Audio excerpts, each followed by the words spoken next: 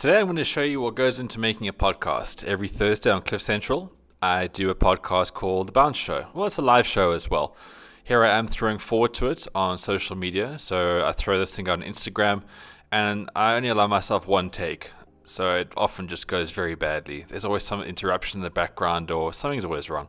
Anyway, it's about sport. I talk about sport. I have guests and it's lots of fun. So this is how it gets made.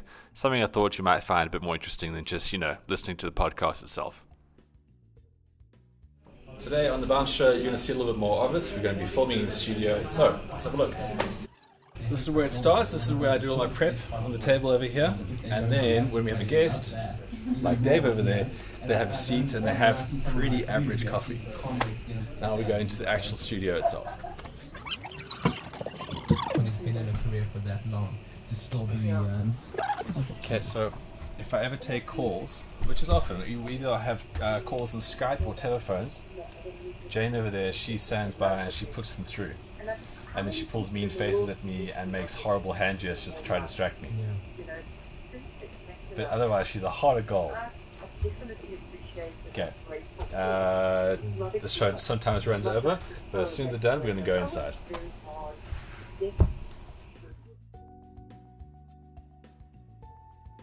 Alright, let's go in.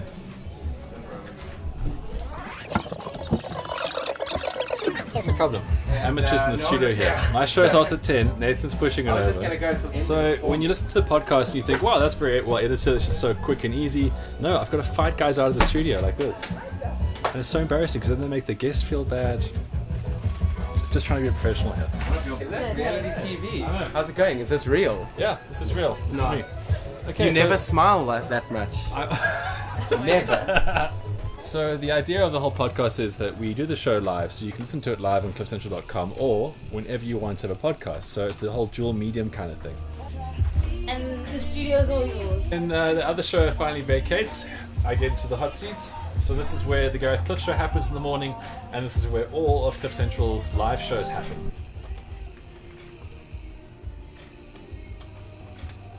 Alright, so if we've got anything to play as far as clips or songs, videos, whatever it is, it's all going through an auxiliary cable, so we plug that into our laptops and then we put it onto the mixer right here, which is kind of cool. So if I want to play things that are going to enhance an interview or enhance a subject, it's as simple as that. It really is. Guess we can start the show from here. Hi Dave. Okay, so look, the show never starts at 10. It never starts at 10 because there's always some sort of technical glitch or just some sort of delay. But basically what I always work from, just general notes, I scribble down here. So it's because today's show is all interview, just about Dave. Normally what I have is I have a whole bunch of things to talk about, so I'll have clips and I'll have notes. Today it's basically all notes about Dave. Which I don't know if it makes it harder. Fill an hour. Might be talking golf. I don't know if that makes it harder or easier, but that's what it is basically. Listening on. You're listening to The Bounce Show. It's live. Well, not this bit, but it's live on CliffCentral.com.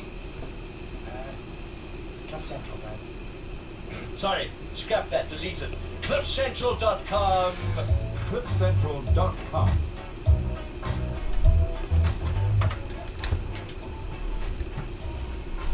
Alright, welcome to The Bounce Show, 5th of September. Big show today. We've got an ex-Block in the studio. And well, it's a very big week for Springbok news in general. The whole Block supporting public is kind of getting a little bit upset with all this. They're getting a little bit impatient with all this. So I thought getting in Dave van Hessen. Dave, is that how I pronounce your name properly? That is how you pronounce it. It's David von Hessen, but David von Hessen. I kind of gave up after a while when I was living in Kimberley, and people kept saying Dave van Hessen, and I'm just going, yeah, Dave van Hessen. Also, if you try getting Afrikaans, you got to say von instead of fun.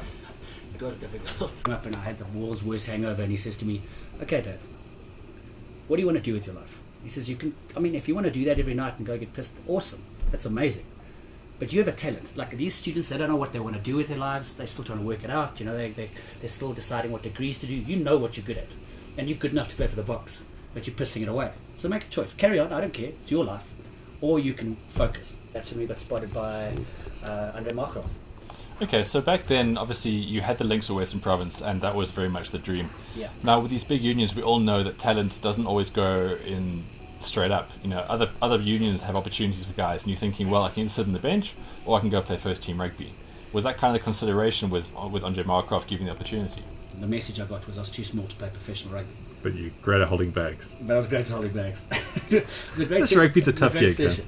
And then, so I went back to Stellenbosch, and I remember a guy called Charles Holwell who was playing lock for us, and he missed a game. And the following week I asked him on the Monday, I said, where were you last weekend?